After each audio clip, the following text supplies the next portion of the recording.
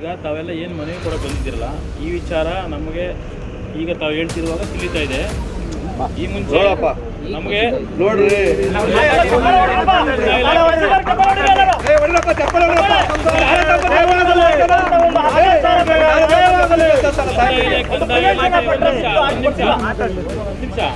ಬರ್ಕಡ್ರಪ್ಪ ಇಲಾಖೆ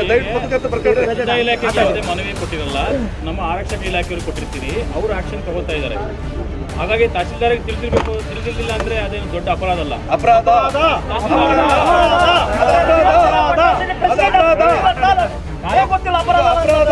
ದಂಡಾಧಿಕಾರಿಗಳು ಮೊದಲು ತಹಸೀಲ್ದಾರ್.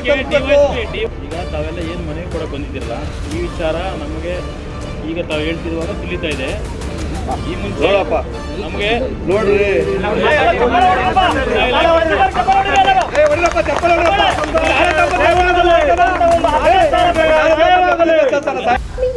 ಸುವರ್ಣ ಟೈಮ್ಸ್ ವೀಕ್ಷಕರೇ, ಸಮಾಜದ ಬಂಧುಗಳೇ, ಹೋರಾಟಗಾರರೇ, ಸ್ನೇಹಿತರೆ, ಕರ್ನಾಟಕ ರಾಜ್ಯ ಅಹಿಂದ ಹೋರಾಟಗಾರರ ನಿರಂತರ ನ್ಯಾಯದ ಪರವಾಗಿ, ಸತ್ಯದ ಪರವಾಗಿ, ಸಂವಿಧಾನದ ಪರವಾಗಿ, ಬಡವರ ಪರವಾಗಿ, ನೊಂದವರ ಪರವಾಗಿ ನಿರಂತರ ಹೋರಾಟ.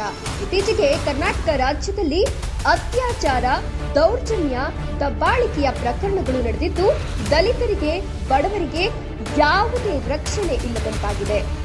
ಇದೆಲ್ಲದರ ಪ್ರಕರಣಕ್ಕೆ ಸಂಬಂಧಿಸಿದಂತೆ ಸೂಕ್ತ ರಕ್ಷಣೆ ನೀಡಲು ವಿಫಲರಾದ ಕರ್ನಾಟಕ ರಾಜ್ಯ ಗೃಹ ಸಚಿವರಾದ ಜಿ ಪರಮೇಶ್ವರ್ ಅವರು ಇತ್ತೀಚೆಗೆ ಪ್ರಕರಣಗಳ ನೈತಿಕ ಹೊಣೆ ಹೊತ್ತು ರಾಜೀನಾಮೆಗೆ ಒತ್ತಾಯಿಸಿ ಕೊಡಗಿನ ತಹಶೀಲ್ದಾರ್ ಕಚೇರಿ ಮುಂದೆ ಬೃಹತ್ ಪ್ರತಿಭಟನೆ. ವಿಷಯ ಏನೆಂದರೆ, ದಿನಾಂಕ 19/2/2024 ಕೊಡಗು ಜಿಲ್ಲೆ ಹೊನ್ನಂಪೇಟೆ ತಾಲೂಕು ಕಚೇರಿ ಮುಂಭಾಗ ಹಮ್ಮಿಕೊಂಡಿದ್ದ ಹೋರಾಟ. ವಿಷಯ ಏನಂದ್ರೆ, ದಿನಾಂಕ 19/2/2024 ಕೊಡಗು ಜಿಲ್ಲೆ ಹೊನ್ನಂಪೇಟೆ ತಾಲೂಕು ಕಚೇರಿ ಮುಂಭಾಗ ಹಮ್ಮಿಕೊಂಡಿದ್ದ ಹೋರಾಟ ಏನಂದ್ರೆ, ಕೆ ಬಾಡಗ ಗ್ರಾಮ ಪಂಚಾಯಿತಿ ವ್ಯಾಪ್ತಿಯ ನೆಲ್ಲೂರು ಎಂಬಲ್ಲಿ ಎಸ್ಟೇಟ್ ಲೈನ್ ಮನೆಯಲ್ಲಿ ವಾಸವಿದ್ದ ಪಂಚರಿ ಎರವರ ಬೋಜ ಮತ್ತು ಮಲ್ಲಿಗೆ ದಂಪತಿಯ ಮಗಳು 17 ವರ್ಷದ ದೀಪಿಕಾ ಪಿಬಿ ಅಪ್ರಾಪ್ತಿಯನ್ನ ನಾಗರಹೊಳೆ ಹುಲಿ ಸಂರಕ್ಷಿತ ಅರಣ್ಯ ಪ್ರದೇಶದ ನಾಗರಹೊಳೆ ವನ್ಯಜೀವಿ ವಲಯದ ಬಾಳೆಕೋವು ಶಾಖೆಯಲ್ಲಿ ಅರಣ್ಯ ವೀಕ್ಷಕ ಮತ್ತು ಚಾಲಕನಾಗಿ ಕೆಲಸ ಮಾಡುತ್ತಿದ್ದ ಶ್ರೀಕಾಂತ್ ಮತ್ತು ಅವನ ಸ್ನೇಹಿತರು ಸೇರಿ ಆಕೆಯ ಮೇಲೆ ಅತ್ಯಾಚಾರ ಎಸಗಿದ್ದು, ಇದರ ಬಗ್ಗೆ ಕುಟುಂಬದವರು ದೂರು ನೀಡಲು ಕುಟ್ಟ ಪೊಲೀಸ್ ಠಾಣೆಗೆ 4 ದಿನದ ಹಿಂದೆ ಹೋಗಿದ್ದಾಗ ಇದು ಎಸ್ಸಿ/ಎಸ್ಟಿ ದೌರ್ಜನ್ಯ ತಡೆ ಕಾಯ್ದೆ ಮತ್ತು ಪೋಕ್ಸೋ ಪ್ರಕರಣದಡಿಯಲ್ಲಿ ಬರ್ತದೆ ಅಂತ ಗೊತ್ತಿದ್ರೂ ಕಾನೂನು ಕ್ರಮ ಕೈಗೊಳ್ಳದೆ ಠಾಣೆಯಲ್ಲಿದ್ದ ಎಎಸ್ಐ ಮತ್ತು ಹೆಡ್ ಕಾನ್ಸ್ಟೇಬಲ್ಗಳು ಹಣವನ್ನ ತೆಗೆದುಕೊಂಡು ಇತ್ಯರ್ಥ ಮಾಡಿಕೊಳ್ಳುವಂತೆ ಅತ್ಯಾಚಾರಕ್ಕೊಳಪಟ್ಟ ನೊಂದ ಕುಟುಂಬದವರಿಗೆ ಮನವೊಲಿಸಿ ಪ್ರಕರಣದ ದಿಕ್ಕು ತಪ್ಪಿಸುವ ಕೆಲಸ ಮಾಡಿದ್ದಾರೆ. ಈ ವಿಚಾರ ತಿಳಿದ ಶ್ರೀಕಾಂತ್ ಹೆಂಡತಿಯ ಕುಟುಂಬದ ಸದಸ್ಯರು ಅತ್ಯಾಚಾರಕ್ಕೊಳಗಾದ ದೀಪಿಕಾಳ ಮನೆಗೆ ತೆರಳಿ ಅವಾಚ್ಯ ಶಬ್ದಗಳಿಂದ ನಿಂದಿಸಿ ದೌರ್ಜನ್ಯ ದಬ್ಬಾಳಿಕೆ ಮಾಡಿ ಹಲ್ಲೆ ನಡೆಸಿದ್ದಾರೆ. ಈ ವಿಚಾರದ ಬೆನ್ನಲ್ಲೇ ದೀಪಿಕಾ ಮನನೊಂದು ನೇಣು ಬಿಗಿದುಕೊಂಡು ಆತ್ಮಹತ್ಯೆ ಮಾಡಿಕೊಂಡಿದ್ದು, ಈ ವಿಚಾರ ಬೆಂಗಳೂರಿನ ಕರ್ನಾಟಕ ಅಹಿಂದ ಸಂಘಟನೆಯ ಪದಾಧಿಕಾರಿಗಳಿಗೆ ತಿಳಿದ ಕೂಡಲೇ ನೊಂದ ಕುಟುಂಬಸ್ಥರಿಗೆ ನ್ಯಾಯ ಕೊಡಿಸಬೇಕೆಂದು ಸಂಬಂಧಪಟ್ಟ ಅಧಿಕಾರಿಗಳಿಗೆ ಕಾನೂನಿನ ಅರಿವು ತಿಳಿಸಿ ಕೂಡಲೇ ಈ ಪ್ರಕರಣದಲ್ಲಿ ಯಾವ್ಯಾವ ಅಧಿಕಾರಿಗಳು ಕರ್ತವ್ಯ ಲೋಪ ಎಸಗಿದ್ದಾರೆ ಅವರುಗಳನ್ನ ತಕ್ಷಣ ಅಮಾನತು ಮಾಡಿ ನ್ಯಾಯಾಂಗ ತನಿಖೆಯಾಗಬೇಕು, ಇವರುಗಳ ಮೇಲೆ ಸೂಕ್ತ ಕಾನೂನು ಕ್ರಮ ಜರುಗಿಸಬೇಕು ಅಂತ ತಿಳಿಸಿ ಮತ್ತು ಅತ್ಯಾಚಾರ ಮಾಡಿರುವ ಕಿಡಿಗೇಡಿಗಳಿಗೆ ಗಲ್ಲು ಶಿಕ್ಷೆಗೆ ಗುರಿಪಡಿಸಬೇಕೆಂದು ಈ ಹೋರಾಟದ ಮುಖಾಂತರ ಮನವಿ ಸಲ್ಲಿಸಲಾಗಿ, ಆದರೆ ಬಂಧುಗಳೇ, ಇದೇನಾದರೂ ನಡೆದೇ ಹೋದಲ್ಲಿ ಮುಂದಿನ ದಿನಗಳಲ್ಲಿ ಉಗ್ರವಾದ ಹೋರಾಟವನ್ನ ಕರ್ನಾಟಕ ಅಹಿಂದ ಸಂಘಟನೆ ವತಿಯಿಂದ ಇಡೀ ರಾಜ್ಯದಲ್ಲಿ ಮಾಡಬೇಕು ಅಂತ ಎಚ್ಚರಿಕೆ ನೀಡುತ್ತೇವೆ. ವರದಿ ಸುವರ್ಣ ಟೈಮ್ಸ್ ಸಂಪಾದಕರು ಹಾಗೂ ಹೋರಾಟಗಾರರು ಡಾಕ್ಟರ್ ಟಿವಿ ಸಂಪಂಗಿ. ದೌರ್ಜನ್ಯ, ದಬ್ಬಾಳಿಕೆ, ಭ್ರಷ್ಟಾಚಾರದ ವಿರುದ್ಧ ನಿರಂತರ ಸಮರ. ಸುವರ್ಣ ಟೈಮ್ಸ್ ಕನ್ನಡ ವಾಹಿನಿ, ನೇರ ನುಡಿ, ಕನ್ನಡದ ಧ್ವನಿ.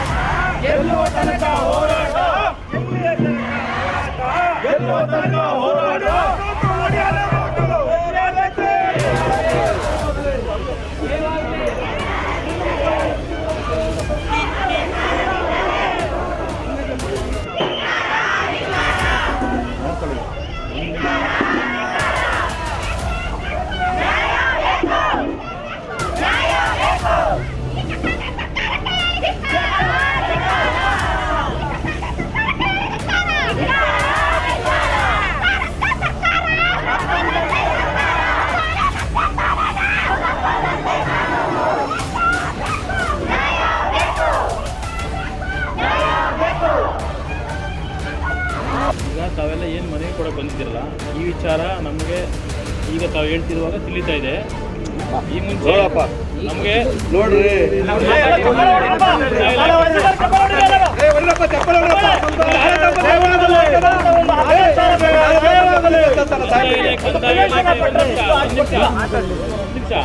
ಬರ್ಕಟ್ರಪ್ಪ ಕಂದಾಯ ಇಲಾಖೆಗೆ ಯಾವುದೇ ಮನವಿ ಕೊಟ್ಟಿರಲ್ಲ, ನಮ್ಮ ಆರಕ್ಷಕ ಇಲಾಖೆಯವರು ಕೊಟ್ಟಿರ್ತೀರಿ, ಅವರು ಆಕ್ಷನ್ ತಗೋತಾ ಇದ್ದಾರೆ.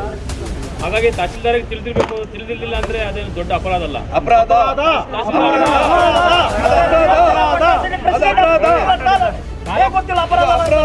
ದಂಡಾಧಿಕಾರಿಗಳು FIR ಆನ್ಲೈನ್ ಅಲ್ಲಿ ಮೊದಲು ತಹಸೀಲ್ದಾರ್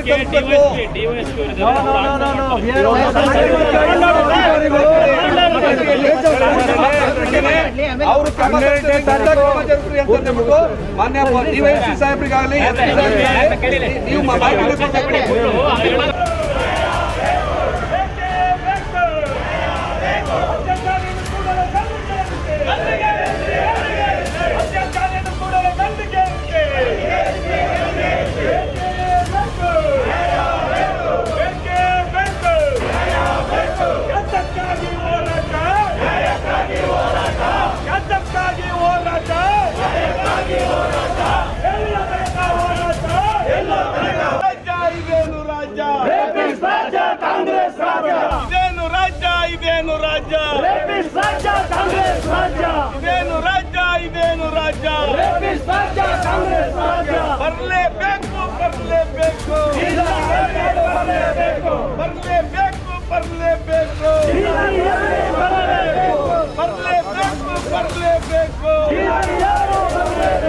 ದಲಿತ ವಿರೋಧಿ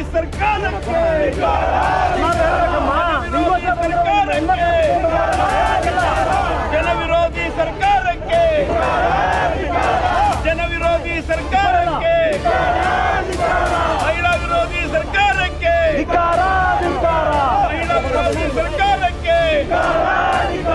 ಮಹಿಳಾ ವಿರೋಧಿ ಸರ್ಕಾರಕ್ಕೆ ಅರೆಸ್ಟ್ ಮಾಡಿ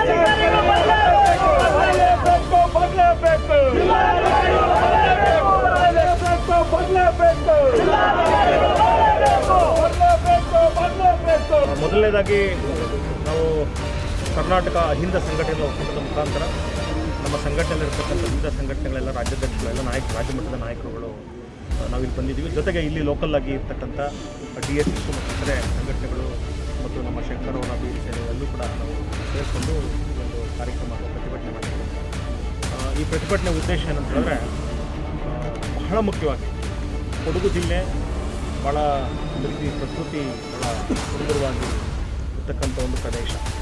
ಆದರೆ ದುರಂತ ಏನಪ್ಪ ಅಂತ ಹೇಳಿದ್ರೆ ಇಂಥ ಸುಂದರವಾದ ಪ್ರದೇಶದಲ್ಲಿ ಒಂದು ರೀತಿ ಮಾನವ ವಿರೋಧಿ ಕ್ರೌರ್ಯವನ್ನು ಮಾಡ್ತಕ್ಕಂಥ ಮನುಷ್ಯರು ಇದ್ದಾರೆ ಅನ್ನುವಂಥದ್ದು ಒಂದು ರೀತಿ ಆಶ್ಚರ್ಯಕರ.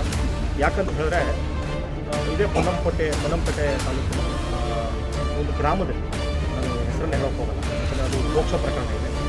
ಅಲ್ಲಿ ಒಂದು ಅಪ್ರಾಪ್ತ ಬಾಲಕಿಯ ಮೇಲೆ ಒಬ್ಬ ಫಾರೆಸ್ಟ್ ಡಿಪಾರ್ಟ್ಮೆಂಟ್ನ ಒಬ್ಬ ಡ್ರೈವರ್ ಮತ್ತು ಆತನ ಸಹಚರರು ಸೇರಿಕೊಂಡು ಆ ಹುಡುಗಿ ಮೇಲೆ ಅತ್ಯಾಚಾರ ಮಾಡಿ ಆ ಹುಡುಗಿಯನ್ನು ದೌರ್ಜನ್ಯ ಮಾಡಿದ್ದಾರೆ. ಅದರ ನಂತರ ಅದು ಯಾರೋ ನಿಮ್ಮಂಥ ಪತ್ರಕರ್ತರು ಅದನ್ನು ಹೊರಗೆ ತಂದಿದ್ದಾರೆ. ಅದನ್ನು ಏನು ದೀಪಿಕಾ ಅಂತ ಒಬ್ಬ ಬಾಲಕಿ 17 ವರ್ಷದ ಬಾಲಕಿ ಮೇಲೆ ಶ್ರೀಕಾಂತ ಮತ್ತು ಅವನ ಸ್ನೇಹಿತ ಮತ್ತು ಶ್ರೀಕಾಂತನ ಹೆಂಡತಿ ಇವರ ಒಂದು ಕುಮ್ಮಕ್ಕು ಇವರು ಆ ಹುಡುಗಿ ಮೇಲೆ ನಡೆದಂಥ ಅಮಾನುಷವಾದ ಅತ್ಯಾಚಾರ ನಡೆದಿದೆ. ಯಾವುದೇ ಒಬ್ಬ ಅತ್ಯಾಚಾರ ಮಾಡೋಕ್ಕೆ ಸಾಧ್ಯ ಇಲ್ಲ. ಇದು ಗ್ಯಾಂಗ್ ರೇಪ್ ಅಂತ ನಾವು ಪರಿಗಣಿಸಬೇಕಾಗುತ್ತೆ. ಅತ್ಯಾಚಾರ ಮಾಡಿ ಹೆಣ್ಣು ಮಗಳ ಕುಟುಂಬದವರು ಸ್ಟೇಷನ್ಗೆ ಹೋದರೂ ಕೂಡ ಆ ಅರ್ಜಿನ ಸರಿಯಾಗಿ ಪರಿಗಣಿಸದೆ ನೆಗ್ಲೆಕ್ಟ್ ಮಾಡಿದ್ದಾರೆ. ನೀವು ಅಡ್ಜಸ್ಟ್ ಮಾಡ್ಕೊಳ್ಳಿ, ಏನೋ ಮಾಡ್ಕೊಳ್ಳಿ ಅಂತ.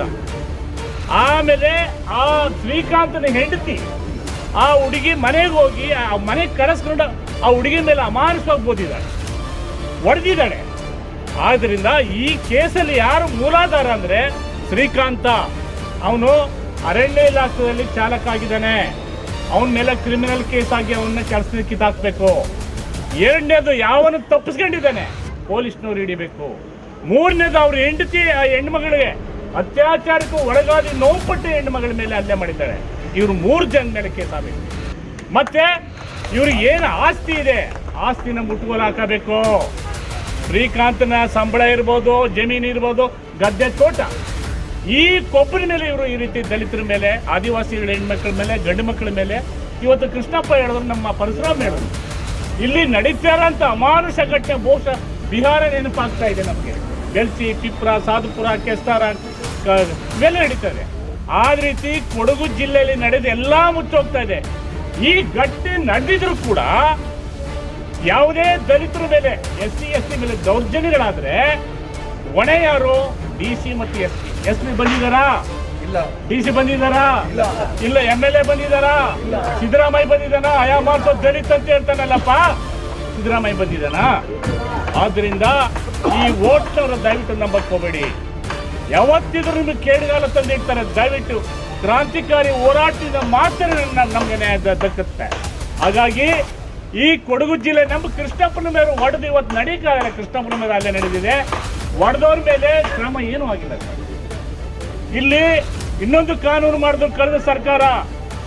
13 ಲಕ್ಷ ಎಕರೆ ಒತ್ತುವರಿ ಜಮೀನಿದೆ. ಒಂದೇ ಮಾತಲ್ಲಿ ಹೇಳ್ಬಿಡ್ತೀನಿ, ಬಡವರು 1/2 ಎಕರೆ, 1 ಎಕರೆ, 3/4 ಎಕರೆ ಕೂತಿದ್ದಾರೆ. ಶ್ರೀಮಂತರು 10 ಎಕರೆ ಮಂಜೂರು ಮಾಡ್ಕೊಂಡು 20 ಎಕರೆ ಒತ್ತುವರಿ ಮಾಡ್ತಾರೆ. ಇವತ್ತು ಲೀಸಿಗೆ ಕೊಟ್ಟಿದ್ದಾರೆ ಇಂದಿನ ಗೌರ್ಮೆಂಟ್. ಅಯಾಮಾಲ್ಸ ದಲಿತ ಅಂತ ಹೇಳ್ತಾರೆ ನಾನು ಸಿದ್ದರಾಮಯ್ಯ. 13,000 ಎಕರೆ ಒತ್ತುವರಿ ಆಗಿದೆ. ಬಡವರು ಇಂದು ಅವ್ರಿಗೆ ಇನ್ನೂ ಹಕ್ಕುಪತ್ರ ಕೊಟ್ಟಿಲ್ಲ. 60-70 ವರ್ಷದಿಂದ ಹಂಗೆ ಕೂತಿದ್ದಾರೆ. ಒಂದು ಲೋನ್ ತಗೊಳಕ್ಕಾಗಲ್ಲ. ಯಾಕೆ ಬಡವರು ಭೂಮಿ ಕೊಡ್ತಾ ಇಲ್ಲ? ದಲಿತ ವಿರೋಧಿ ಸರ್ಕಾರಕ್ಕೆ, ದಲಿತ ವಿರೋಧಿ ಸರ್ಕಾರಕ್ಕೆ ಇವನ ಗ್ಯಾರಂಟಿ ನಾವು ಕೇಳಿದ್ವಾ? ಇವತ್ತು ಎಣ್ಣೆ ಕೊಂಡಕ್ಕಾಗಲ್ಲ, ಬೇಳೆ ಕಳ್ಕೊಂಡಕ್ಕಾಗಲ್ಲ, ದಿನನಿತ್ಯ ಗ್ಯಾಸ್ ಕೊಂಡಕ್ಕಾಗಲ್ಲ. ಬಸ್ಸಲ್ಲಿ ನಾವು ಗ್ಯಾರಂಟಿ ಕೊಟ್ಬಿಡ್ತೀವಿ. ಗ್ಯಾರಂಟಿ ಭೂಮಿ ಕೊಡು, ನಮ್ಗೆ ಭೂಮಿ ಬೇಕು, ಕೂಲಿ ಹೆಚ್ಚು ಮಾಡಬೇಕು. ಇದು ಸರ್ಕಾರ. ಆದ್ರೆ ಯಾವುದೇ ಸರ್ಕಾರಗಳು ತೇಪೇಚ ಕೆಲಸಗಳು ಮಾಡ್ತಾ ಇದ್ರು. ದಯವಿಟ್ಟು ಅರ್ಥ ಮಾಡ್ಕೊಳ್ಳಿ. ಸಂವಿಧಾನ ಒಪ್ಕೊಂಡು 62 ವರ್ಷಗಳಾಗಿದೆ, 63 ವರ್ಷ ಆಗಿದೆ. ಸ್ವತಂತ್ರ, ಸಮಾನತೆ, ಬಾಳುವ ಭಾತೃತ್ವ ಇವೆಲ್ಲ ಇದ್ರು ಕೂಡ ಇವತ್ತು ಕಾರ್ಪೊರೇಟರ್ಗಳು ಈ ದೇಶನ ಆಳ್ವಿಕೆ ಮಾಡ್ತಾ ಇದ್ದಾರೆ. ಬಂಧುಗಳೇ, ನೆಕ್ಸ್ಟ್ ಎಲೆಕ್ಷನ್ ಬರ್ತಾ ಇದೆ. ದಲಿತರ ಮೇಲೆ, ಆದಿವಾಸಿಗಳ ಮೇಲೆ ಏನೇನ್ ನಡೆದ್ರು ಅವ್ರಿಗೆ ಬೇಕಾಗಿಲ್ಲ. ಎಲೆಕ್ಷನ್ ನಲ್ಲಿ ಹೆಂಗ್ ದುಡ್ಡು ಪರ್ಚೇಸ್ ಮಾಡಿ ಓಟ್ ಕೇಳ್ಬೋದು ಅನ್ನೋದ ಎಲ್ಲ ಯೋಚನೆ ಮಾಡ್ತಾ ಇದ್ದಾರೆ. ದಯವಿಟ್ಟು ನಮ್ಮ ದೀಪಿಕಾ ಹೆಣ್ಣು ಮಗಳಿಗೆ ಏನು ಅನ್ಯಾಯ ಆಗಿದೆ, ಆ ಅನ್ಯಾಯಕ್ಕೆ ಅವ್ರು 3 ಜನಕ್ಕೂ ಗಲ್ಲು ಶಿಕ್ಷೆ ಆಗಬೇಕು. ಅವ್ರ ಆಸ್ತಿನ ಮುಟ್ಗೋಲು ಹಾಕಬೇಕು. ಆಮೇಲೆ ಯಾರು ದಲಿತರ ಮೇಲೆ ಇಷ್ಟೆಲ್ಲ ದೌರ್ಜನ್ಯ ದಬ್ಬಾಳಿಕೆ ನಡೀತಾ ಇದ್ರು, ಇದನ್ನ ಸರಿಯಾಗಿ ವಿಳಂಬ ಮಾಡ್ತಿರೋ ಪೊಲೀಸ್ ಮೇಲೆ ಕ್ರಿಮಿನಲ್ ಕೇಸ್ ಆಗಬೇಕು. ಅವ್ರ ಮೇಲೆ ಸಸ್ಪೆಂಡ್ ಮಾಡಿಬೇಡಿ. ಅದು ಸಸ್ಪೆಂಡ್ ಮಾಡೋದು, ಅಮಾನತುಗೊಳಿಸೋದು, ಇನ್ನೊಂದು ಕಡೆ ಹಾಕ್ಸ್ಕೊತಾರ ದುಡ್ಡು ಕೊಟ್ಟು, ಅವ್ರ ಮೇಲೆ ಕ್ರಿಮಿನಲ್ ಕೇಸ್ ಬುಕ್ ಆಗಬೇಕು ದಯವಿಟ್ಟು.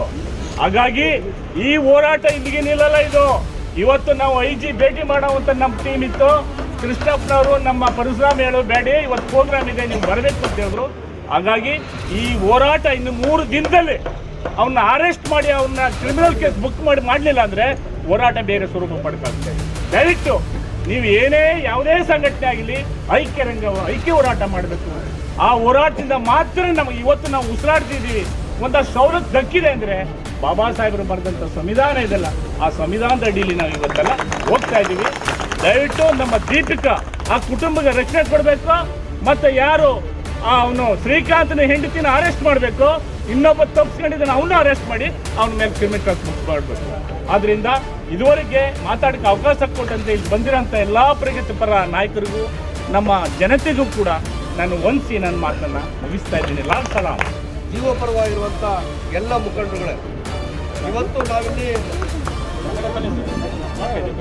ಸ್ವತಂತ್ರ ಪ್ರಜಾಪ್ರಭುತ್ವ ಜಾಥಾ ಅಂತಂದೇಳಿ ಅಮೃತ ಮಹೋತ್ಸವನ ಒಂದು ಕಡೆ ಆಚರಣೆ ಮಾಡ್ತಾರೆ. ನಾವು ಆ ಅಮೃತ ಮಹೋತ್ಸವದಲ್ಲಿ ಭಾಗವಹಿಸಿ ಸಂತೋಷ ಸಂಭ್ರಮದಲ್ಲಿ ಚಪ್ಪಾಳೆ ಹೊಡೆಯದ ಇಲ್ಲಿ ಅಮಾನುಷವಾಗಿ 17 ವರ್ಷದ ಬಾಲಕಿ ಆಲಗಲದ ಹಸುಳೆ, ಯಾವ ಪ್ರಪಂಚವನ್ನು ಕಾಣ್ತಿರೋಂಥ ಪ್ರಪಂಚದ ಜ್ಞಾನ ಇರ್ತಿರ್ತಕ್ಕಂಥ ಹಸುಳೆ ಮೇಲೆ ನಡೆದಂಥ ಅತ್ಯಾಚಾರಕ್ಕೆ ನಾವಿಲ್ಲಿ ಕಣ್ಣೀರಾಕಲ್ಲ. ಇಲ್ಲಿ ಕಾನೂನು ದುರ್ಬಲವಾಗಿದೆಯಾ, ಕಾನೂನು ಪಾಲನೆ ಮಾಡೋದು ದುರ್ಬಲವಾಗಿದೆಯಾ? ಇಡೀ ಜಗತ್ತು ಹೇಳ್ತದೆ ಭಾರತದಂಥ ಪ್ರಜಾಪ್ರಭುತ್ವ, ಭಾರತದಂಥ ಮಾನವೀಯ ನೆಲೆಗಟ್ಟಿನ ಸಂವಿಧಾನ ಜಗತ್ತಿನಲ್ಲಿ ಬೇರೊಂದಿಲ್ಲ ಅಂತಂದೇಳಿ. ಆಕ್ಚುಲಿ SC ಅಟ್ರಾಸಿಟಿ ಜೀವ ಅವರು ಪಾಲ್ದಾರರು ಮತ್ತು ದಂಡಾಧಿಕಾರಿ ಕೂಡ.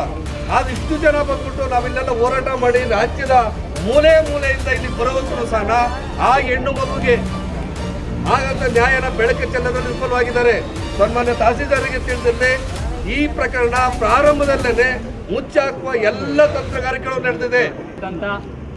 ಒಂದು ಹೆಣ್ಣು ಮಗಳ ಅತ್ಯಾಚಾರ ಮತ್ತು ಆಕೆ ಆತ್ಮಹತ್ಯೆ ಮಾಡಿಕೊಂಡ ವಿಷಯವನ್ನು ಇಟ್ಟುಕೊಂಡು ದಲಿತ ಸಂಘರ್ಷ ಸಮಿತಿ ಮತ್ತು ಅಹಿಂದ್ ಒಕ್ಕೂಟ ಹಾಗೂ ವಿವಿಧ ಪ್ರಗತಿಪರ ಸಂಘಟನೆಗಳು ಒಟ್ಟಾಗಿ ಸೇರಿ ಇವತ್ತು ನಾವು ಹೊನ್ನಂಪೇಟೆ ಬಸ್ಸು ನಿಲ್ದಾಣದಿಂದ ಇಲ್ಲಿಯವರೆಗೆ ಮೆರವಣಿಗೆ ಮೂಲಕ ಬಂದು ಇವತ್ತು ತಾಲೂಕು ತಹಸೀಲ್ದಾರ್ ಕಚೇರಿ ಮುಂದೆ ನಾವು ಪ್ರತಿಭಟನೆ ಕೊಡ್ತಾ ಇದ್ದೀವಿ.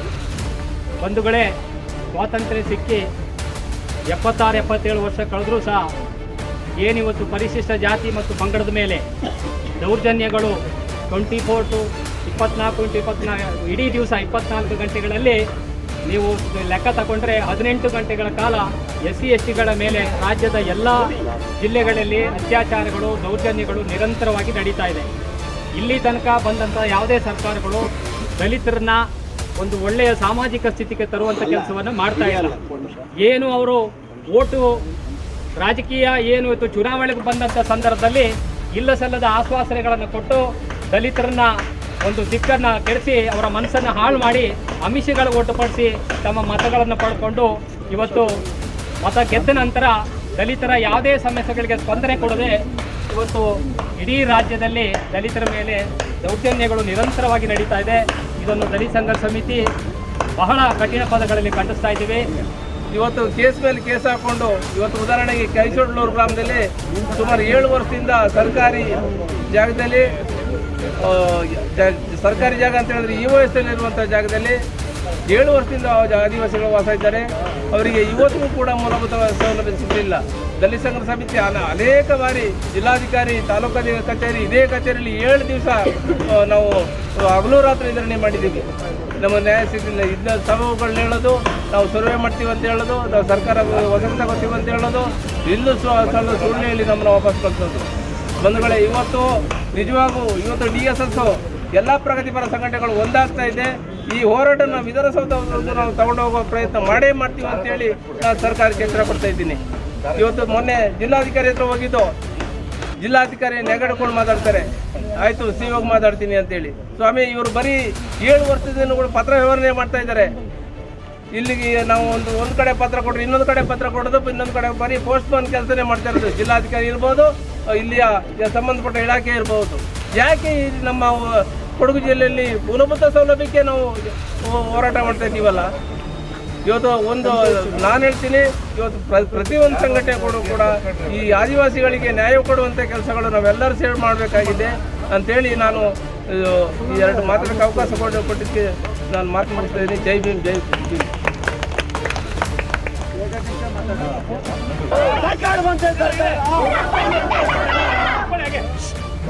3-4 ಜನ ಹಿರಿಯ ನಾಯಕರು ಮಾತಾಡ್ಲಿಕ್ಕೆ ದಯಮಾಡಿ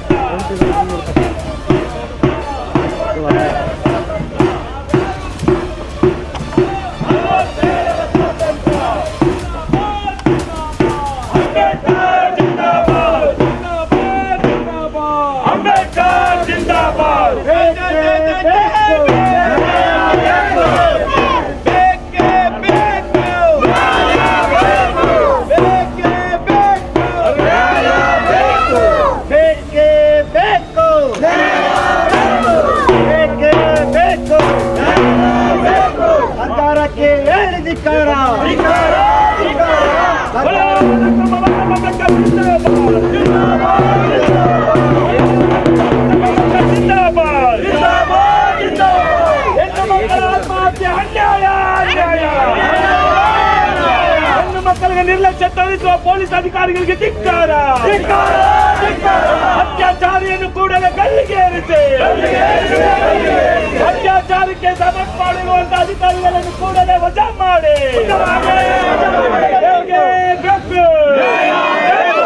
ಅದಕ್ಕೆ ಇಲ್ಲಿ DC ಮತ್ತೆ SP ಅವರು ಬರಬೇಕು ಅಂತ ನಮ್ಮ ಆಗ್ರಹ ಇತ್ತು. ಅದರ ಕೊನೆಗೆ AC ಅವರು ಇಲ್ಲಿ ಬಂದಿದ್ದಾರೆ. ಅವರ ಏನು AC ಅವರು ಬಂದಿದ್ದಾರೆ, DSP ಅವರು ಬಂದಿದ್ದಾರೆ. ಅವರ ಆಗಮನವನ್ನು ನಾವು ಗೌರವಿಸ್ತೀವಿ, ಅದ್ರ ಬಗ್ಗೆ ಎರಡನೇ ಮಾತಿಲ್ಲ. ಮತ್ತು ಅವ್ರ ಮೇಲೆ ಭರವಸೆ ಇಟ್ಟು DC ಅವರೇ ಬರಬೇಕು ಅನ್ನುವಂತಹ ನಮ್ಮ ಆಗ್ರಹ ಏನಿದೆ ಅದನ್ನು ನಾವು ತಡೆ ಹಿಡಿತಿದ್ದೀವಿ. ಯಾಕೆಂದ್ರೆ ಅವ್ರ ಮೇಲೆ ಭರವಸೆ ಇರೋದು ಕಾರಣಕ್ಕೋಸ್ಕರ. ಆ ಭರವಸೆಯನ್ನು ಅವ್ರು ಎಷ್ಟು ಮಟ್ಟಿಗೆ ಉಳಿಸ್ಕೊಳ್ತಾರೆ ಅನ್ನೋದ್ರ ಮೇಲೆ ನಮ್ಮ ಮುಂದಿನ ಹೆಜ್ಜೆ, ನಮ್ಮ ಹೋರಾಟದ ಏನು ಅನ್ನೋದು ನಾವು ತೀರ್ಮಾನ ಮಾಡುವಂಥದ್ದು. ಸರ್ ಕೇಳಿಸ್ಕೊಳ್ಳಿ, ದೀಪಿಕಾ ಅನ್ನುವಂತಹ ಅಪ್ರಾಪ್ತ ವಯಸ್ಸಿನ 17 ವರ್ಷದ ಹೆಣ್ಮಗಳ ಮೇಲೆ ಸಾಮೂಹಿಕ ಅತ್ಯಾಚಾರ ಆಗಿದೆ. ಆ ನಂತರ ಆ ಹೆಣ್ಮಗಳು ಕಂಪ್ಲೇಂಟ್ ಕೊಡಕ್ಕೆ ಹೋದಾಗ ಪೊಲೀಸ್ ಸ್ಟೇಷನಲ್ಲಿ ಅವರಿಬ್ಬರನ್ನ ರಾಜಿ ಸಂಧಾನ ಮಾಡಿಸುವಂತಹ ಕೆಲಸವನ್ನ ಮಾಡಿದ್ದಾರೆ. ರಾಜಿ ಸಂಧಾನ ಮಾಡಿಸಿ ಕಂಪ್ಲೇಂಟ್ ಅನ್ನು ತಗೊಳ್ಳೋದಕ್ಕೆ ನಿರಾಕರಣೆ ಮಾಡಿ ಆ ಹುಡುಗಿಯನ್ನ ವಾಪಸ್ ಕಳಿಸಿದ್ದಾರೆ. ಆ ನಂತರ ಯಾರು ಅತ್ಯಾಚಾರಕ್ಕೆ ಮಾಡಿದಾರಲ್ಲ ಶ್ರೀಕಾಂತ್ ಮತ್ತು ತಂಡ, ಆ ಶ್ರೀಕಾಂತನ ಹೆಂಡತಿ ದೀಪಿಕಾಳ ಮನೆಗೆ ಹೋಗಿ ಆಕೆಯನ್ನು ಅವಮಾನ ಮಾಡುವಂಥದ್ದು, ಅವಳ ಮೇಲೆ ಹಲ್ಲೆ ಮಾಡುವಂಥ ಕೆಲಸವನ್ನು ಮಾಡಿದ್ದಾಳೆ. ಇದರಿಂದ ಬಹಳ ಮನಸ್ಸಿಗೆ ನೋವು ಮಾಡಿಕೊಂಡಂತಹ ಆ ಹೆಣ್ಮಗಳು ದೀಪಿಕಾ ತಾನು ನೇಣು ಹಾಕ್ಕೊಂಡು ಸೂಸೈಡ್ ಮಾಡ್ಕೊಂಡಿದ್ದಾರೆ. ಈಗ FIR ಏನಾಗಿದೆ, ಶ್ರೀಕಾಂತ್ ಒಬ್ಬನ ಹೆಸರಿದೆ, ಆಕೆಯ ಸಾವಿಗೆ ಕಾರಣವಾದಂತಹ ಅವನ ಹೆಂಡತಿ ಹೆಸರಿಲ್ಲ, ಸಾಮೂಹಿಕ ಅತ್ಯಾಚಾರದಲ್ಲಿ ಭಾಗವಹಿಸಿದಂಥ ಇತರರೇ ಹೆಸರಿಲ್ಲ. ಆ ಕಂಪ್ಲೇಂಟ್ ಹೇಗಿದೆ ಅಂತಂದ್ರೆ ಬಹುಶಃ ಕೋರ್ಟ್ನಲ್ಲಿ ಮೊದಲನೇ ಹಿಯರಿಂಗಲ್ಲಿ ನಿಲ್ಲಲ್ವೇ ನಾವು, ಏನಿಲ್ಲ. ಅವ್ರು ಯಾರೋ ಬಂದ್ರಂತೆ, ಕರ್ಕೊಂಡು ಹೋದ್ರಂತೆ, ಬಂದು ಏನೋ ಅತ್ಯಾಚಾರ ಅಂತ ಹೇಳಿದ್ರಂತೆ, ಅವನ ಹೆಂಡತಿ ಬಂದು ಕೇಳಿದಂತೆ, ಸತ್ಲಂತೆ, ಇಷ್ಟೇ ಇದೆ. ಬಿಟ್ರೆ ಘಟನೆಯಿಂದ ಒಂದು ಕಂಪ್ಲೇಂಟ್ ಹೇಗೆ ಇಷ್ಟು ತೀವ್ರ ಸ್ವರೂಪವಾದಂಥ ಒಂದು ಪ್ರಕರಣವನ್ನ ಹೇಗೆ ಬರೀಬೇಕು ಕಂಪ್ಲೇಂಟು? ಪೊಲೀಸ್ ಒಂದು ವೇಳೆ ಆಕೆಗೆ ಅಕ್ಷರ ಗೊತ್ತಿಲ್ಲ ಅಂದ್ರೆ, ಯಾಕಂದ್ರೆ ಲೈನ್ ಮನೆಯಲ್ಲಿ ವಾಸ ಮಾಡುವಂತಹ ಹೆಣ್ಮಗಳದ್ದು, ಅವ್ರ ತಾಯಿ ತಂದೆ ಅವ್ರಿಗೆ ಅಕ್ಷರ ಗೊತ್ತಿದ್ದಾಗ ಪೊಲೀಸ್ ಠಾಣೆಯಲ್ಲಿ ಅವರಿಗೆ ತಿಳುವಳಿಕೆ ನೀಡಿ ಸರಿಯಾದ ರೀತಿ ಹಾಜರು ಮಾಡಿ ಅವರು ಸೆಕ್ಷನ್ಗಳನ್ನ ಹಾಕುವಂಥ ಜವಾಬ್ದಾರಿ ಪೊಲೀಸ್ನವ್ರದ್ದಿತ್ತು. ನಾನಿಲ್ಲಿ ಪೊಲೀಸ್ನವ್ರನ್ನ ಕೂಡ ಎಲ್ಲರನ್ನೂ ಕೂಡ ದೂಷಣೆ ಮಾಡ್ತಾ ಇಲ್ಲ. ಸಂಬಂಧಪಟ್ಟಂತ ಪ್ರಕರಣದಲ್ಲಿ ಯಾರು ಇನ್ವಾಲ್ವ್ ಆಗಿದ್ದಾರೆ, ಅವರು ಒಬ್ಬರೇನಾ ಇಬ್ಬರ, ಅವರನ್ನು ಮಾತ್ರ ಗುರಿ ಮಾಡಿ ಮಾತಾಡ್ತಾ ಇದ್ದೀನಿ. ಉಳಿದಂತೆ ನಮ್ಮ ರಕ್ಷಣೆಗೋಸ್ಕರ ಇರುವಂಥ ಎಲ್ಲ ಪೊಲೀಸ್ನವರು ನಾನು ತೇಜಾವಣೆ ಮಾಡುವಂಥ ಮನಸ್ಥಿತಿಯವನ್ನಲ್ಲ, ನಾವ್ಯಾರೂ ಕೂಡ ಅಲ್ಲ. ನಮ್ಮ ರಿಕ್ವೆಸ್ಟ್ ಮತ್ತು ಆಗ್ರಹ ಏನು ಅಂದರೆ, ಈ ಪ್ರಕರಣದಲ್ಲಿ ಯಾರು ಭಾಗಿಯಾದ್ರು, ಯಾರು ಆ ಹೆಣ್ಮಗಳನ್ನ ತೇಜೋವಧಿಗೆ ಕಾರಣಾದ್ರು, ಆ ಪೊಲೀಸ್ನವ್ರು ಮಾತ್ರ, ಅದು ಸಂಖ್ಯೆಯ ಪೊಲೀಸ್ನವ್ರು, ಒಬ್ಬರ ಇಬ್ಬರ 3 ಜನನ ಅವರನ್ನ ನೀವು ನೇರವಾಗಿ ಹೊಣೆ ಮಾಡಿ ಈ FIR ನಲ್ಲಿ ಅವ್ರನ್ನ ಸೇರಿಸ್ಬೇಕು. ಮತ್ತೆ ಸಾಮೂಹಿಕ ಅತ್ಯಾಚಾರದಲ್ಲಿ ಭಾಗಿಯಾದಂಥವ್ರನ್ನ ತನಿಖೆಗೆ ಒಳಪಡಿಸಿ ಅವ್ರನ್ನ ಇದರಲ್ಲಿ FIR ಮತ್ತೆ ಮನೆ FIR ಅಥವಾ ಚಾರ್ಜ್ ಶೀಟ್ ಮಾಡಿ ಸೇರಿಸಬೇಕು. ಆಕೆ ಹೆಂಡತಿಯನ್ನು ಕೂಡ, ಯಾಕಂದ್ರೆ ಆಕೆ ಕೂಡ ಇದರಲ್ಲಿ ಪ್ರಕರಣದಲ್ಲಿ ಆರೋಪಿ, ಆಕೆ ಹೋಗಿ ಅವಮಾನ ಮಾಡಿರುವಂಥದ್ದು ಮಾಡಬೇಕು. ಇಷ್ಟೆಲ್ಲ ತಪ್ಪುಗಳನ್ನು ಇಟ್ಕೊಂಡು ಏನು FIR ಮಾಡಿದಾರಲ್ಲ ಅವ್ರ ಮೇಲೆ ಈ ಕೂಡಲೇ ಕ್ರಮ ಆಗಬೇಕು. ಅದು ಪೊಲೀಸ್ನವರು ಇವ್ರು ತಗೊಳ್ತಾರ ಅಥವಾ ಉನ್ನತ ಅಧಿಕಾರಿಗಳ ಮುಂದೆ ಫ್ಯಾಕ್ಸ್ ಮೂಲಕ ತರ್ಸ್ಕೋತಾರ, ಮೇಲ್ ಮೂಲಕ ತರ್ಸ್ಕೋತಾರ. ಈ ಪ್ರಕರಣದಲ್ಲಿ ಏನು FIR ಇದೆಯಲ್ಲ ಅದು ತೂಕವೇ ಇಲ್ಲದೆ ಇರುವಂಥ FIR. ಈ ಥರದ FIR ಹಾಕೋದಕ್ಕೆ ಯಾರು ಕಾರಣ ಆಗಿದ್ದಾರೆ ಅವ್ರ ಮೇಲೆ ಈಗ ತಕ್ಷಣದಲ್ಲಿ ಕ್ರಮ ಆಗಬೇಕು. ಮತ್ತೆ ಆಕೆಯನ್ನು ಬೆದರಿಸಿದವ್ರು ಯಾರು ಆ ಸಮಯದಲ್ಲಿ ಅವ್ರ ಮೇಲೆ ಕ್ರಮ ಆಗಬೇಕು, ಇವ್ರನ್ನು ಸೇರಿಸಬೇಕು. ಮತ್ತೆ ಸರ್ಕಾರದಿಂದ ಅವರ ಕುಟುಂಬಕ್ಕೆ ಸೂಕ್ತವಾದಂತಹ ಪರಿಹಾರ ಇಲ್ಲಿಯವರೆಗೂ ಕೂಡ ನನ್ನ ಪ್ರಕಾರ ಸರ್ಕಾರದ ಪರಿಹಾರದ ಹಣ ಇಲ್ಲಿವರೆಗೂ ಅವ್ರ ಮನೆಗೆ ತಲುಪಿಲ್ಲ ಅಂತ ಅನ್ಕೊಳ್ತೀನಿ. ಇಲ್ಲಿವರೆಗೂ ಆಕೆ ST ಸಮುದಾಯಕ್ಕೆ ಸೇರಿದಂತಹ ಹೆಣ್ಮಗಳು. ಮತ್ತೆ ದುರಂತ ಏನು ಅಂತಂದ್ರೆ, ತಾಲೂಕಿನ ಅಟ್ರಾಸಿಟಿ ಕಮಿಟಿ ಏನು, ತಾಲೂಕಿನ ಪರಿಶಿಷ್ಟ ಜಾತಿ ಮತ್ತು ಪರಿಶಿಷ್ಟ ವರ್ಗಗಳ ಜಾಗೃತಿ ಸಮಿತಿ ಮತ್ತು ದೌರ್ಜನ್ಯ ತಡೆ ಸಮಿತಿಯ ಚೇರ್ಪರ್ಸನ್ ಆಗಿರುವಂತಹ ತಹಸೀಲ್ದಾರ್ ಏನಿದ್ದಾರೆ, ಅವ್ರು ಬಂದು ಇಲ್ಲಿ ಹೇಳ್ತಾರೆ, ಈ ಪ್ರಕರಣದ ಬಗ್ಗೆ ನನಗೆ ಮಾಹಿತಿನೇ ಇಲ್ಲ. ಒಂದು ತಾಲೂಕಿನ ದಂಡಾಧಿಕಾರಿಯಾಗಿ ಇಷ್ಟು ದೊಡ್ಡ ಪ್ರತಿಭಟನೆಗೆ ಒಳಪಟ್ಟಿರುವಂತಹ ಒಂದು ಪ್ರಕರಣ, ಮಾಧ್ಯಮಗಳಲ್ಲಿ ಪ್ರಚಾರ ಆಗಿರುವಂತಹ ಪ್ರಕರಣ, ಹಲವಾರು ಮಾಧ್ಯಮಗಳ ಮೂಲಕ ಪ್ರತಿ ಮನೆಗೆ ತಲುಪಿರುವಂಥ ಪ್ರಕರಣ, ತಾಲೂಕಿನ ದಂಡಾಧಿಕಾರಿ ತಹಸೀಲ್ದಾರ್ ಅವರಿಗೆ ನನಗೆ ಇದು ಗಮನಕ್ಕಿಲ್ಲ, ನಮ್ಗೆ ತಲುಪಿದೆ, ಇವ್ರಿಗೆ ತಲುಪಿಲ್ಲ. ನಮಗಿದು ಪ್ರಕರಣದ ಬಗ್ಗೆ ಮಾಹಿತಿನೇ ಇಲ್ಲ. ಈಗ ನೀವು ಬಂದು ಹೇಳ್ತಾ ಇದ್ರಲ್ಲ, ಇನ್ನು ಮುಂದೆ ನಾನು ಅದು ನೋಡ್ತೀನಿ ಅಂತ ಹೇಳ್ತಾರೆ ಅಂದ್ರೆ ಎಷ್ಟು ಬೇಜವಾಬ್ದಾರಿ ಇರಬೇಕು ಈ ತಹಸೀಲ್ದಾರ್ಗೆ. ಇವ್ರನ್ನ ತಾಲೂಕಿನ ದಂಡಾಧಿಕಾರಿ ಅಂತ ನಾವು ಕರಿಬೋದಾ ಅಥವಾ ದಂಡಾಧಿಕಾರಿ ಅಂತ ಕರಿಬೇಕಾ? ಬಹಳ ಬೇಸರ ಅನ್ಸುತ್ತೆ. ಯಾಕಂದ್ರೆ ಒಬ್ಬ ತಹಸೀಲ್ದಾರ್ ತಾಲೂಕಿನ ಎಲ್ಲ ಕಷ್ಟಗಳನ್ನ ನೋಡುವಂಥದ್ದು. ಅವ್ರು ಹೇಳ್ತಾರೆ ಏನಂದ್ರೆ ಬಹುಶಃ ಅವರು ಇಲಾಖೆ ಬಗ್ಗೆ ಮಾಹಿತಿನೇ ಇಲ್ಲ, ತಾವು ಅವರು ಇರ್ಲಿಂದ ತೆಗೆದು ಬೇರೆ ಎಲ್ಲರೂ ಹಾಕೋದು. ನಾವು ರೆವಿನ್ಯೂ ಡಿಪಾರ್ಟ್ಮೆಂಟ್ಗೆ ಸಂಬಂಧಪಟ್ಟವರು, ಪೊಲೀಸ್ ಇಲಾಖೆಗೆ ನನಗೇನು ಸಂಬಂಧ ಅಂತಾರೆ. ಇವರೊಬ್ಬರು ಮ್ಯಾಜಿಸ್ಟ್ರೇಟ್ ಆಗಿ ಕೆಲಸ ಮಾಡೋರಲ್ವಾ, 107 ಹ್ಯಾಂಡ್ಲ್ ಮಾಡ್ತಾರಲ್ವಾ, 110 ಹ್ಯಾಂಡ್ಲ್ ಮಾಡ್ತಾರಲ್ವಾ. ಮತ್ತೆ ತಾಲೂಕಿನಲ್ಲಿ ಏನಾದರೂ ಅವಘಡಗಳಾದಾಗ 144 ಸೆಕ್ಷನ್ ಹಾಕುವಂತಹ ದಂಡಾಧಿಕಾರಿಗಳು ಇವರು. ನಾನು ರೆವಿನ್ಯೂ ಡಿಪಾರ್ಟ್ಮೆಂಟ್ ಪೊಲೀಸ್ದವ್ರ ಬಗ್ಗೆ ನನಗೇನು ಗೊತ್ತು ಅಂತ ಕೇಳ್ತಾರೆ ಅಂತಂದ್ರೆ, ಇವರೆಲ್ಲ ತಹಸೀಲ್ದಾರಾಗಿ ಕೆಲಸ ಮಾಡೋದಕ್ಕೆ ಲಾಲಾಯ್ತರು. ಅದೇನು KS ಓದಿದ್ರು, ಅದೇನು ಇವ್ರಿಗೆ ಕಾನೂನು ಅರಿವು ಇದೆಯೋ, ಅಟ್ಲೀಸ್ಟ್ ಅಟ್ರಾಸಿಟಿ ಕಮಿಟಿ ಬಗ್ಗೆ ಓದ್ಕೊಳ್ಳಿ ನೀವು ಅಂತ ನಾವು ಹೇಳಿದ್ರೆ ನಾನೆಲ್ಲ ಓದಿದ್ದೀನಿ ಅಂತಾರೆ. ರೆವಿನ್ಯೂ ಡಿಪಾರ್ಟ್ಮೆಂಟ್ ಅಂದ್ರೆ ನಾನು ಏನು ಅವ್ರ ಬಗ್ಗೆ ಮಾತಾಡಕ್ಕೆ ಒಬ್ಬ ಏನಾದ್ರು ಗ್ರಾಮ ಸೇವಕನು ಕೂಡ ಒಂದಿಷ್ಟು ಈ ಪರಿಜಾತಿ ಮತ್ತು ಪರಿಶಿಷ್ಟ ವರ್ಗಗಳ ದೌರ್ಜನ್ಯ ಬಗ್ಗೆ ಗೊತ್ತಿರುತ್ತೆ. ಆತನಿಗಿರೋ ನಾಲೆಡ್ಜ್ ಕೂಡ ಈ ತಹಸೀಲ್ದಾರ್ಗಿಲ್ಲ. ಇಷ್ಟರ ಮಟ್ಟಕ್ಕೆ ಇದೆ. ನಾವು ಅಲ್ಲಿಂದ ಬಂದು ಇಲ್ಲಿ ಪ್ರತಿಭಟನೆ ಮಾಡೋ ಅಗತ್ಯ ಇಲ್ಲ ಸರ್. ತಾವೇನಿದ್ದೀರಿ ಇಲ್ಲಿ ಪೊಲೀಸ್ನವ್ರು ಇದ್ದಾರೆ, ಅವ್ರ ಮೇಲೆ ನಂಬಿಕೆ ಇದೆ, ನಿಮ್ಮ ನಂಬಿಕೆ ಇದೆ, ನೀವು ಸೂಕ್ತವಾದ ಕ್ರಮಗಳನ್ನ ತಗೊಂಡಿದ್ರು. ನಾವು ಯಾಕೆ ಬರ್ಬೇಕು ಅಲ್ಲಿಂದ ಇಲ್ಲಿಗೆ ಬರೋದಕ್ಕೆ 350 ಕಿಲೋಮೀಟರ್? ಏನು ನಮಗೇನು ಏನು ಆಟನ ಇದು? ಹುಡುಗ ಶೋ ಆಫ್ ನಮ್ದು. ಇಲ್ಲಿ ಬಂದು ನ್ಯಾಯ ಕೇಳ್ತೀವಿ. ಮತ್ತೆ ನೋಡಿ, ಎಲ್ಲ ಆದಿವಾಸಿಗಳು ಲೈನ್ ಮನೆಗಳಲ್ಲಿ ಕೆಲಸ ಮಾಡ್ತಾ ಇರೋರು. ಇಷ್ಟರ ಮಟ್ಟಿಗೆ ಏನೋ ಅವ್ರಿಗೆ ಮೇಲೆ ದೌರ್ಜನ್ಯಗಳಿದ್ದಾವೆ, ಅವರ ಭೂಮಿಗಳು ಕಿತ್ಕೊತಾರೆ, ಅವರ ಹಕ್ಕುಗಳು ಕಿತ್ಕೊತಾರೆ. ಇಂಥ ಪರಿಸ್ಥಿತಿಲಿದೆ. ನಾನು ಈಗ ಹೇಳಿರೋ ಮಾತನ್ನ ಅಂತಃಕರಣದ ಮಾತು ಅಂತ ನೀವು ಭಾವಿಸ್ಬೇಕು. ಇದು ಸುಮ್ಮನೆ ಏನೋ ಭಾಷಣದ ಮಾತಲ್ಲ. ಅವರ ಆ ಹೆಣ್ಮಗಳು, 17 ವರ್ಷದ ಹೆಣ್ಮಗಳು, ನನ್ನ ಮನೆಯಲ್ಲಿ ಒಬ್ಬ 17 ವರ್ಷದ ಹೆಣ್ಮಗಳು ಈ ರೀತಿಯಾಗಿ ಹತ್ಯೆಯಾದಾಗ ನಾನೊಬ್ಬ ತಂದೆಯಾಗಿ ನಾನು ಏನು ಆಗ್ಬೋದು ಅನ್ನುವಂತಹ ಅಂತಃಕರಣ ಪ್ರತಿಯೊಬ್ಬರಿಗೂ ಇಲ್ಲಿ ಬೇಕಾಗ್ತದೆ. ಇದರಲ್ಲಿ ಏನೋ ಪಾಲಿಟಿಷಿಯನ್ಸ್ ಏನಾದರೂ ಇನ್ಫ್ಲೂಯೆನ್ಸ್ ಇದ್ರೆ, ಹಣದ ಪ್ರಭಾವ ಇದ್ರೆ, ಮತ್ತೊಂದಿದ್ರೆ ಅದನ್ನ ನಿಮ್ಮ ಬೂಟ್ ಕಾಲಲ್ಲಿ ಒಂದು ಆಚೆಗೆ ಹಾಕ್ಬೇಕು. ಅದನ್ನ ನಿಮ್ಮ ಬೂಟ್ ಕಾಲಲ್ಲಿ ಒಂದು ಆಚೆಗೆ ಹಾಕ್ಬೇಕು. ಹಣ, ಅಂತಸ್ತು, ಆಸ್ತಿ ಯಾವ ಮನುಷ್ಯ ಯಾವಾಗ ಎಲ್ಲಿ ಬೇಕಾದ್ರೂ ದುಡಿಬೋದು. ಆದರೆ ಒಬ್ಬ ಹೆಣ್ಣುಮಗಳ ಹೆಣವನ್ನ ಇಟ್ಕೊಂಡು ಅದನ್ನ ವ್ಯಾಪಾರ ಮಾಡುವಂಥ ನೀಚ ಮನಸ್ಥಿತಿ ಇದೆಯಲ್ಲ, ಅದು ಬಹುಶಃ ಬೇರೆ ಏನೋ ಬಿಸ್ನೆಸ್ ಮಾಡುವ ಲೆಕ್ಕಕ್ಕೆ ಹೋಗ್ತದೆ. ಅಂಥ ಅಧಿಕಾರಿಗಳು ಯಾರಾದ್ರೂ ಇದ್ರೆ ತಾವು ದಯಮಾಡಿ ಅವರಿಗೆ ಬುದ್ಧಿ ಕಲಿಸ್ಬೇಕು, ಕಾನೂನಿನ ಅವ್ರಿಗೇನು ಪಾಠ ಹೇಳ್ಕೊಡ್ಬೇಕು, ಮತ್ತು ಇವ್ರ ಮೇಲೆ ಸೂಕ್ತವಾದ ಕ್ರಮ ತಗೋಬೇಕು ಅಂತ ನಾನು ಸಮಸ್ತ ಇಲ್ಲಿರುವಂಥ ಎಲ್ಲರ ಪರವಾಗಿ ನಿಮ್ಮಲ್ಲಿ ನಾನು ಪ್ರಾರ್ಥನೆ ಮಾಡ್ಕೊಳ್ತಾ ಇದ್ದೀನಿ. ಭಾಸ್ಕರ್ ಪ್ರಸಾದ್ ಅವರು ಸಂಪೂರ್ಣವಾಗಿ ಹೇಳಿದ್ದಾರೆ. ನಾವು ಯಾಕೆ ಬಂದಿದ್ದೇವೆ? ಪ್ರೊಫೆಸರ್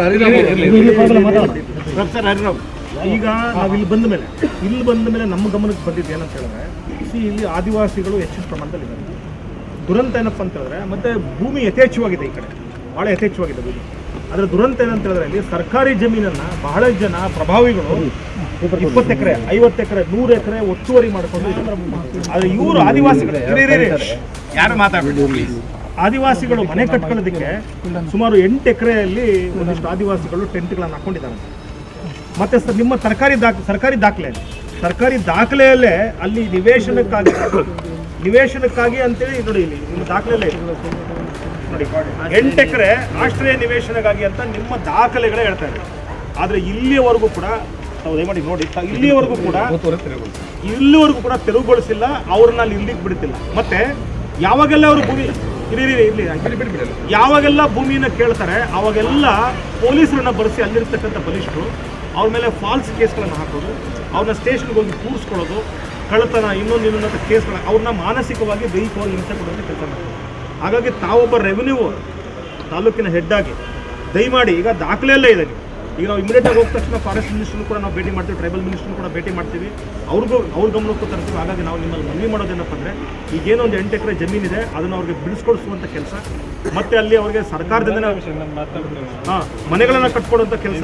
ನೋಡಿ, ರೆವೆನ್ಯೂ ಡಿಪಾರ್ಟ್ಮೆಂಟ್ ಕೆಲಸ ಏನಿರುತ್ತೆ, ರೆವೆನ್ಯೂ ಡಿಪಾರ್ಟ್ಮೆಂಟ್ ಕೆಲಸ ಏನಿರುತ್ತೆ, ನಾವೇ ಏನು ಮಾಡಬೇಕು, ನಾವೇ ಲ್ಯಾಂಡ್ ಹ್ಯಾಂಡ್ ಓವರ್ ಮಾಡ್ತೀವಿ. ಇದರಲ್ಲಿ ಆಲ್ರೆಡಿ ಹ್ಯಾಂಡ್ ಓವರ್ ಆಗಿದೆ.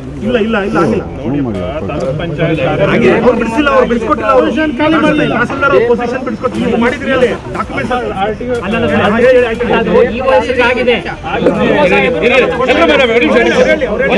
ಎಲ್ಲರೂ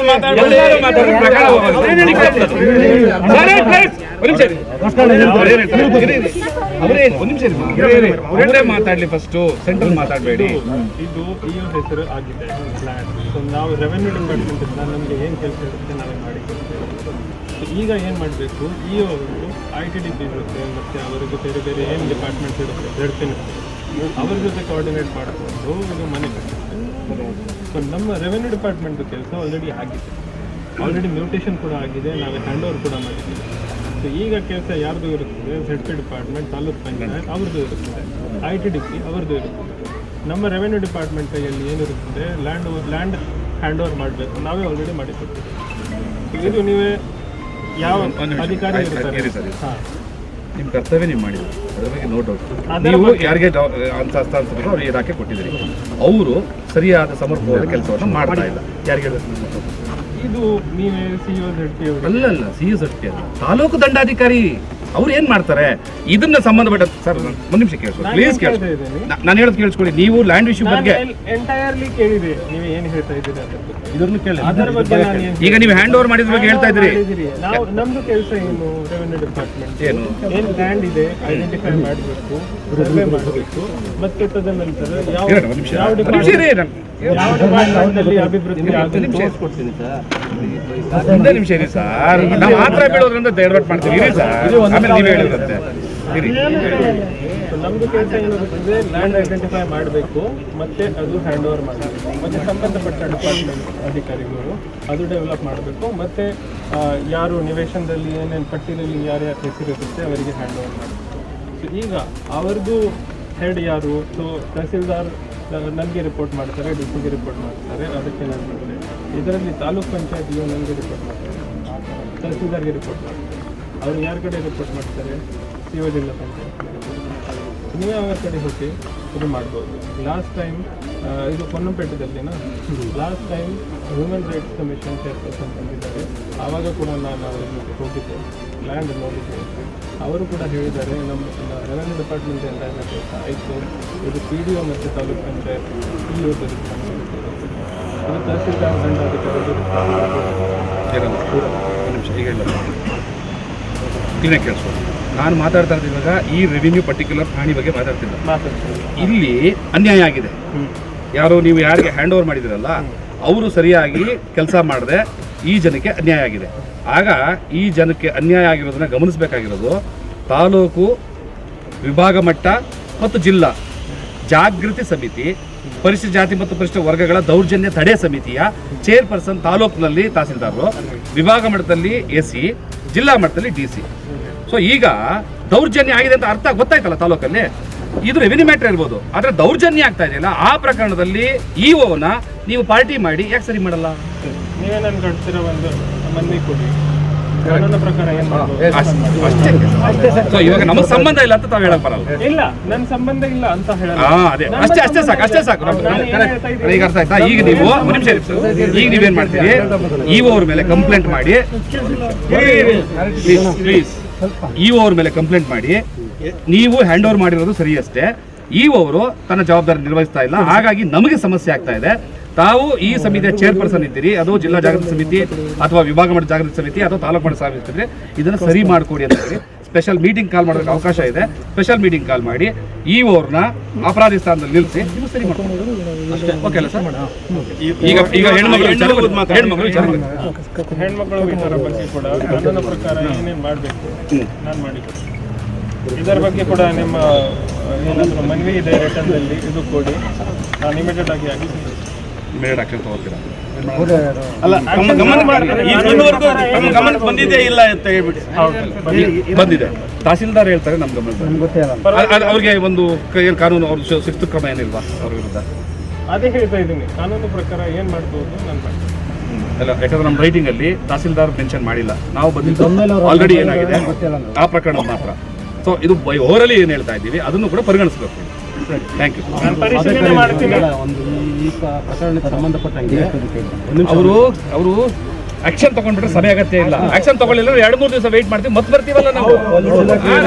ಆಗ ಸಾಹೇಬ್ ತಾವು ಮುಂದೆ ನಿಂತು DC ಅವ್ರ ಜೊತೆನಲ್ಲಿ ನಮ್ಮದೊಂದು ಮೀಟಿಂಗ್ ಅನ್ನು ಅರೇಂಜ್ ಮಾಡ್ಕೊಡ್ಬೇಕು. ಓಕೆನಾ ಸರ್? Thank you.